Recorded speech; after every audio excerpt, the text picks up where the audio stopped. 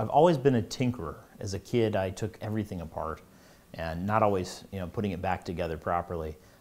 Computers were a big part of that. I think, starting off with accounts on, VAX mainframes in the late 70s. I really grew up with the industry, so it was always a part of my experience as an analyst, looking constantly at how to do things better. In my formative years, I worked with a consulting firm, Boston Consulting Group, and we were really required to do things on the clock. So what's the most impactful analysis that we could do in a very short period of time? How can we improve the most on the client's problems?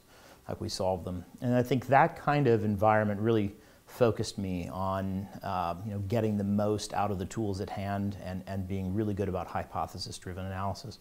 So after that, a number of years as a technology leader, I helped build, turn around, and grow technology-centric companies.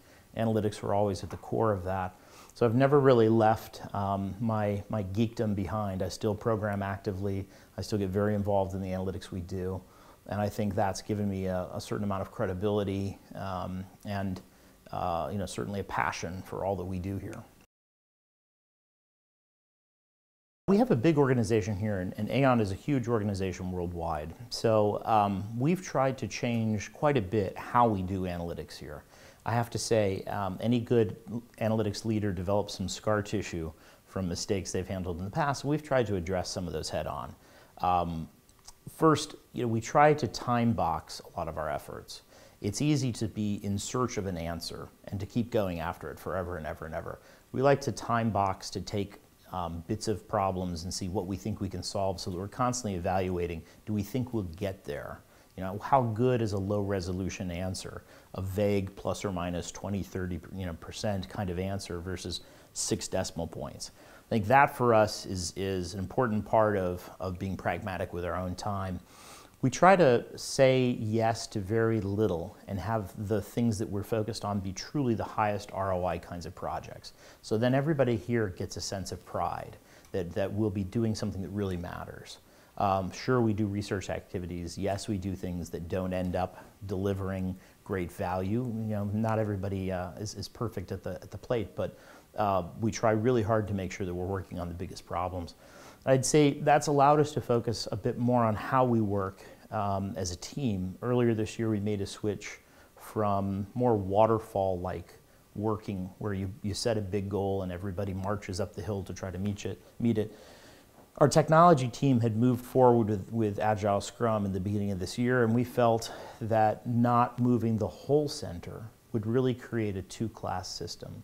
And it was important for us all to be on the same kind of framework. So we moved the whole center here to what it was formerly a software development methodology is now for us a business development methodology, which is Agile Scrum. The result has been the people are very, very engaged, very happy, accountable to each other.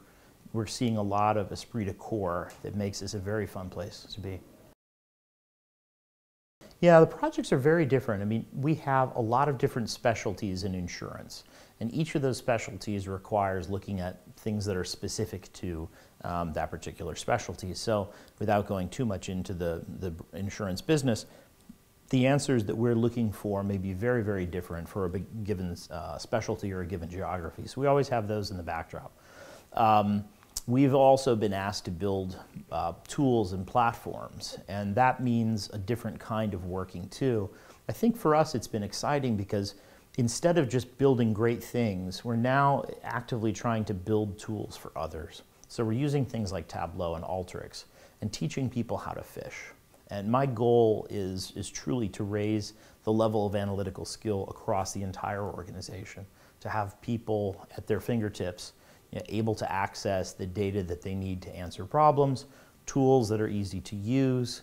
That requires a lot of central coordination that we're trying to do here, so that we set standards. We take tools that we build and make them like Lego kits that we can send out to other people in the field so they can solve their particular problems themselves.